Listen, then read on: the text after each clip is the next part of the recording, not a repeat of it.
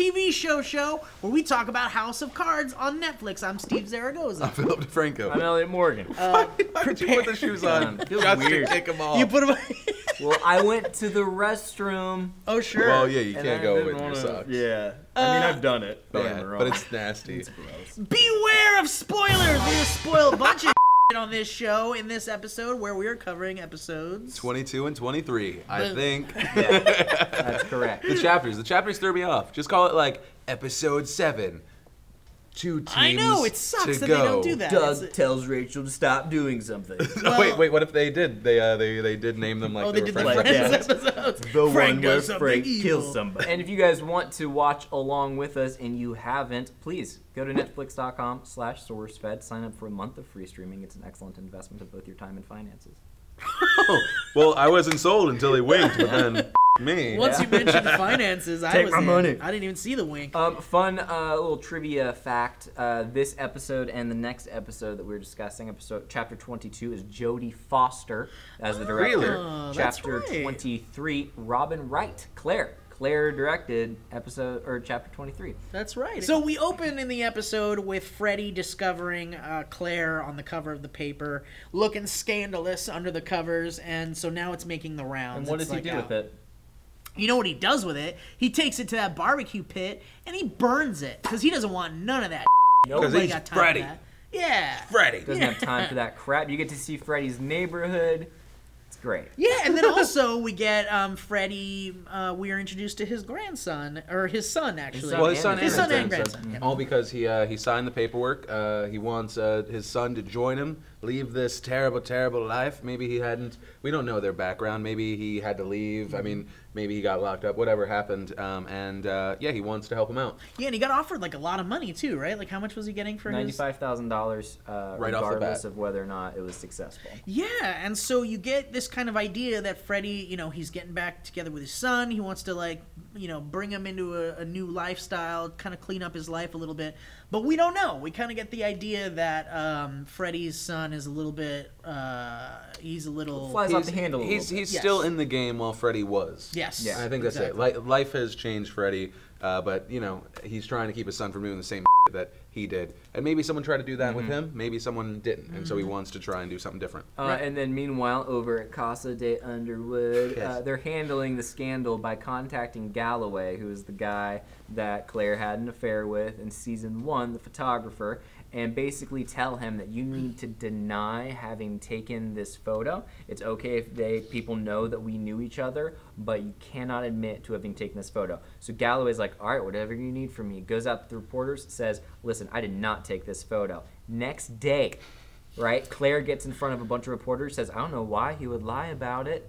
He totally took the photo. He must Maybe be he scared. just panicked. Yeah. And now we've got this poor photographer with egg on his face. Just all embarrassed. Oh, no. and he doesn't know what's Here's- going on. Here's the thing. I really like this episode, and I liked it because it was a form of manipulation, at least in one storyline, that didn't end up with somebody being like murdered or Sure. like their life entirely ruined. And when Galloway's like, "Why would you embarrass me like that?" Claire says it would have been too clean otherwise, which is so smart. It would have been too Yeah, clean. yeah. If he'd have just been like, "Oh, I didn't take the photo," then it would have not gone away. People would have continued to dig, but they diverted the attention of the scandal to him. Yeah. So right. smart. But with that, you kind of got the idea that Claire really did still care about him, so she really didn't want to damage his reputation, and she didn't really want to do it. I mean, obviously she's looking out for number one, but she also wanted to carefully deal with it in such a way that wouldn't ruin his life completely until... I don't think she cares about him. Well, I don't. No, I don't think so I mean, either. she did until the next thing happened, and then she was like, "Oh, f- it, you're out of my life. Like, forget this." Well, I think it was more. I think from step one, it was where do we go? We're gonna say he's gonna be on board because why would he think that it was weird that I took the picture? He's gonna prevent scandal.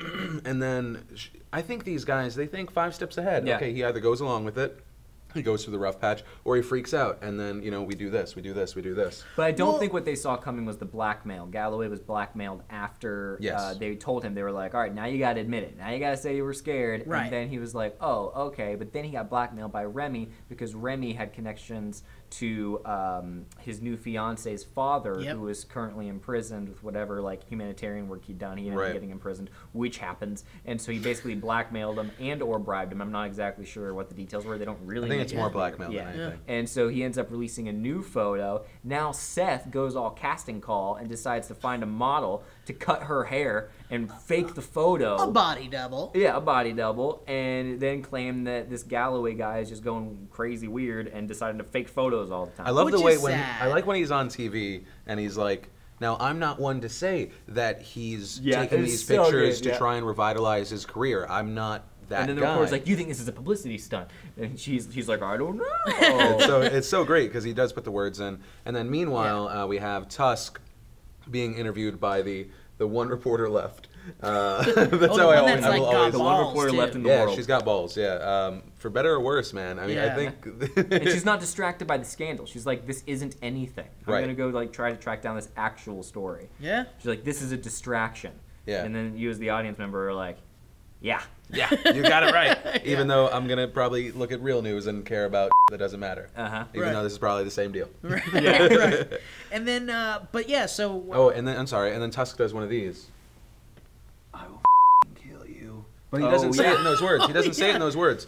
It's like super like. He says, "Here can be just as dangerous as Iran." Oh, and then doesn't That's he pretty like? hardcore. Doesn't he give her that like gift of that vase or whatever? And he's like, "I want you to have this." Yeah, she's like, "If you're gonna blackmail me, don't veil it." Yeah, Yeah, and he's pretty like, good. "This thing was broken into a million pieces and then was assembled into this beautiful thing." And she's which like, is a "Shut up, reminder." Dad. Yeah, exactly. Don't lecture me, All their Dad. drawn out metaphors. And then we have you feel so bad for the photographer guy because now he's just basically. I never felt bad for him. Really, I felt bad for him because he basically cut her off a long time ago. Their fling was over. And he just so happened to be a victim of being at the wrong place at the wrong time, being involved with her at all in the first place. And as a result of it, he's basically screwed. He's got his fiance's dad Right. involved. But here's the thing, Steve. I think you have a lot of love in your heart because you can feel connections to characters that Yeah. I cannot even begin to muster a connection with this guy. Well, but there, yeah.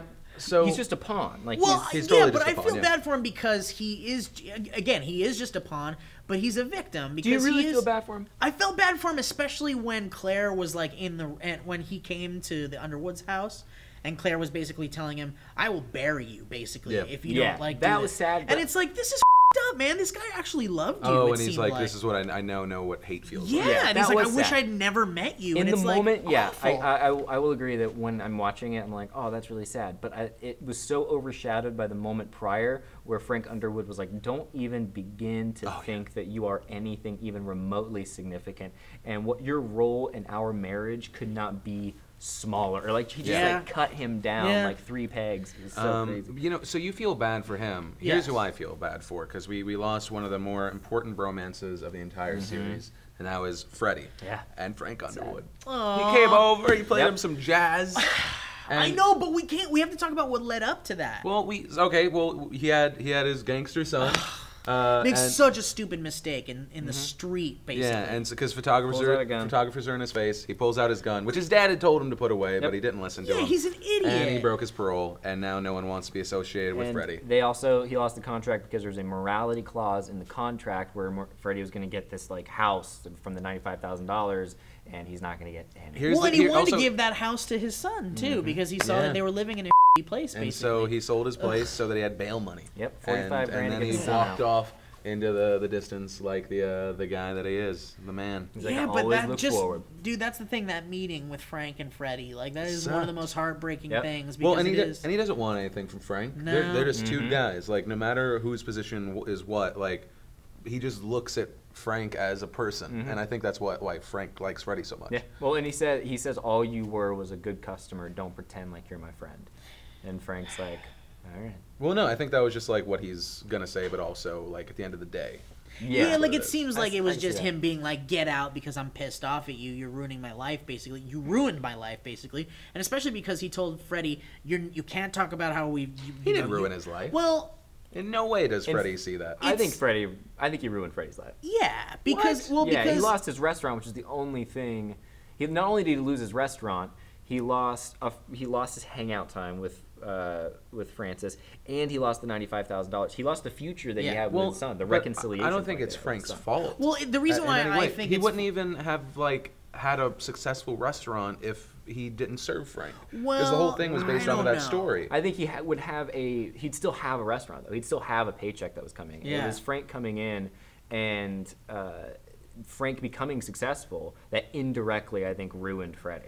And it is. If it's an idea of the toxicity, the right.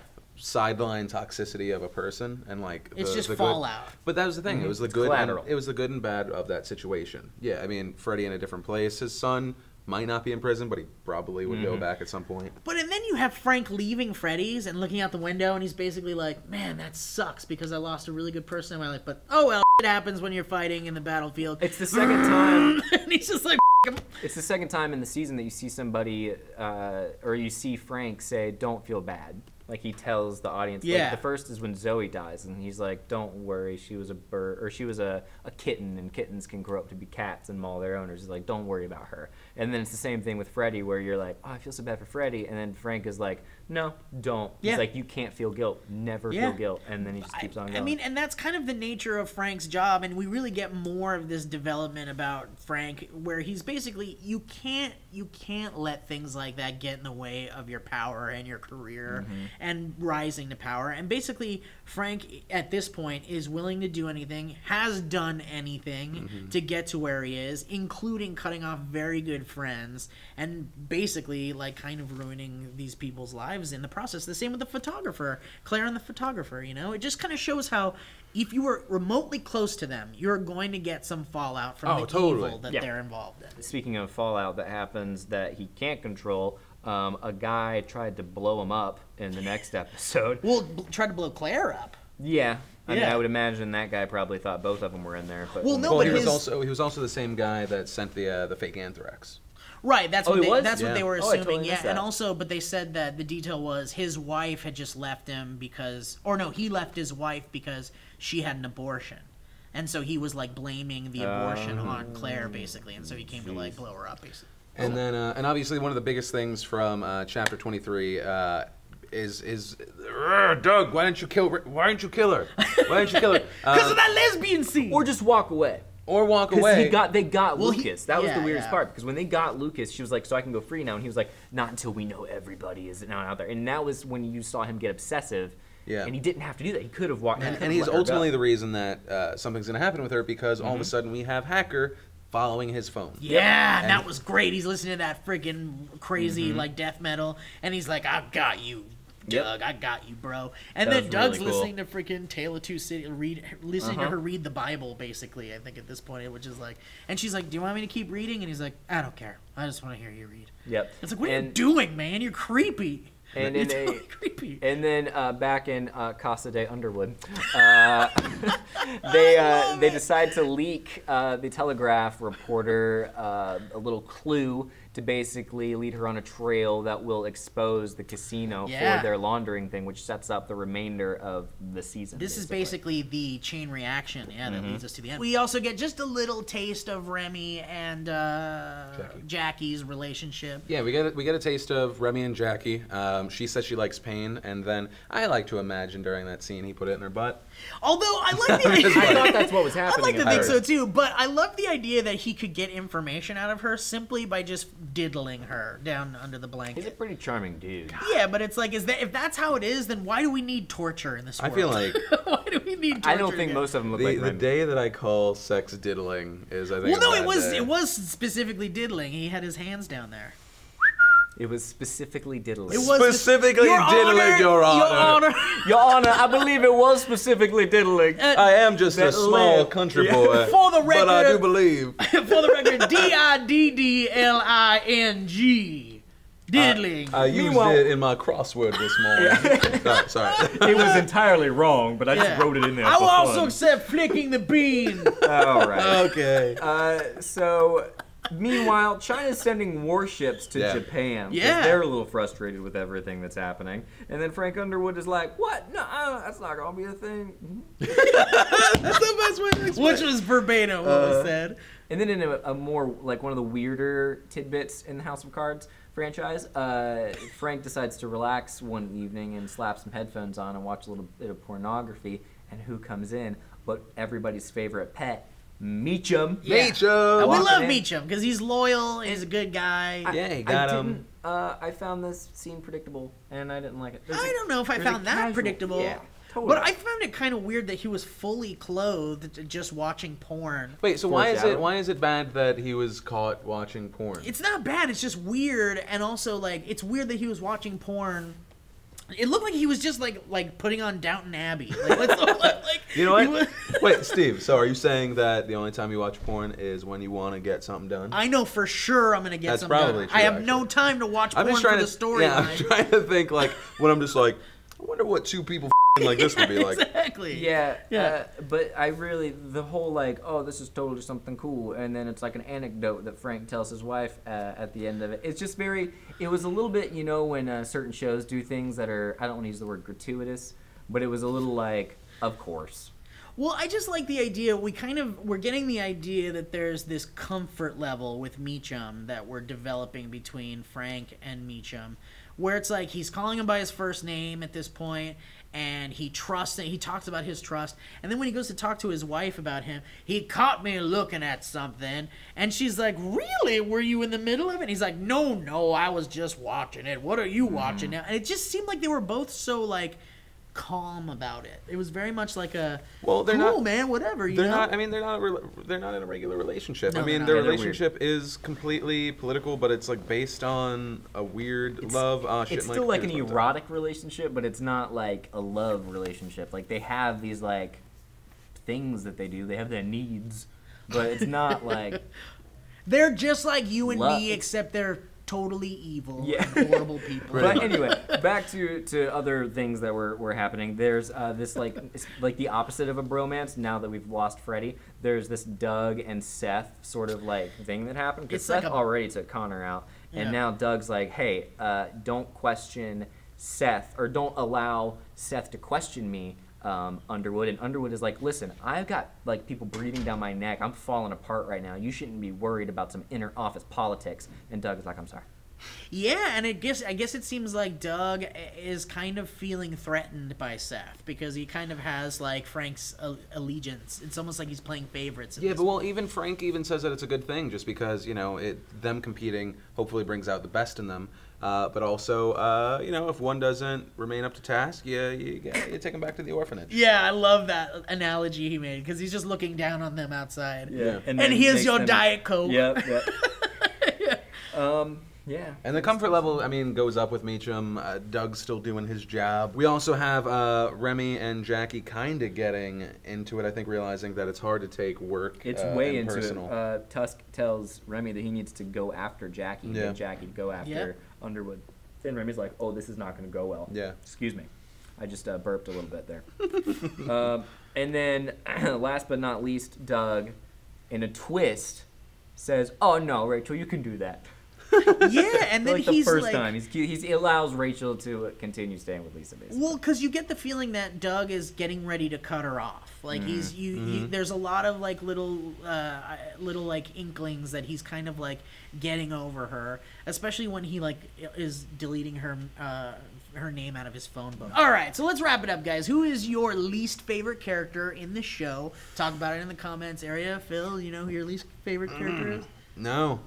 Yeah, I don't know. I feel like maybe my least favorite character is the president, just because he seems so weak. Well, I think that's what makes him so interesting. He's this thing being fought over, trying to be pushed to the side at the same time. It's a tree in the field. Yeah. Oh, yeah. Because he like, knows which way the breeze is blowing. Because I think Tusk finds him interesting because he sees him as a piece, and I think that's because he's coming at it from a point of I can make money through this guy. While you have Underwood, who sees that he can manipulate him, but his ultimate quest is money. So instead of just being a piece, he's also an obstacle. Yeah. And so I think that's what makes him interesting, because he is a pushover. I would say my least favorite is Meachum because he's a creepy little turd. No, Meachum's great. He's so loyal. He's cool. Whatever. I don't He's so care. loyal. What about Tusk? Tusk is he's a Oh, Fang. Fang's my least favorite. I still forget still Fang. go with the Lanigan guy. Yeah, This is my least favorite. Wait, but Tusk killed a baby bird. Yeah, that's true. Tusk is sad. So yeah, main point. Let us know who your least favorite character is, why they are. Until next time, make sure that you use netflix.com/SourceFed for all of your SourceFed and/or Netflix needs. Just back here. Yeah, go ahead, Meg. Who's your least favorite character? I don't like Megan because she like flip-flops back and forth, and also she out my favorite character, Robin Wright. Meg doesn't like Wait, Meg. Robin Wright's your favorite character? I love her. She's her. great. She's like in my top 3 here's favorite the thing, characters. yeah, she's like a great actress. Like she makes me like she's not a good terrifying. person. She's a piece of person. Oh, you just love her as an but actress. I love her. Yeah, no, she's like, and in she's her character. By the way, smoking hot. We haven't talked about that a lot. Her body is perfect She's in for like that a row 50-year-old machine. or whatever. But I'm Elliott Morgan. I'm Philip DeFranco. I'm Steve Zaragoza. I'm Meg Turney. I hate the rape victim I in hate this her. show. That's the title. We need the titles that click. I hate She the yells rape. at Robin Wright, and I don't like Meg it. Turney admitted to hating a rape victim on YouTube. Just in tiny print. that? Fictional. Who is reporting this She's story? everyone. Phil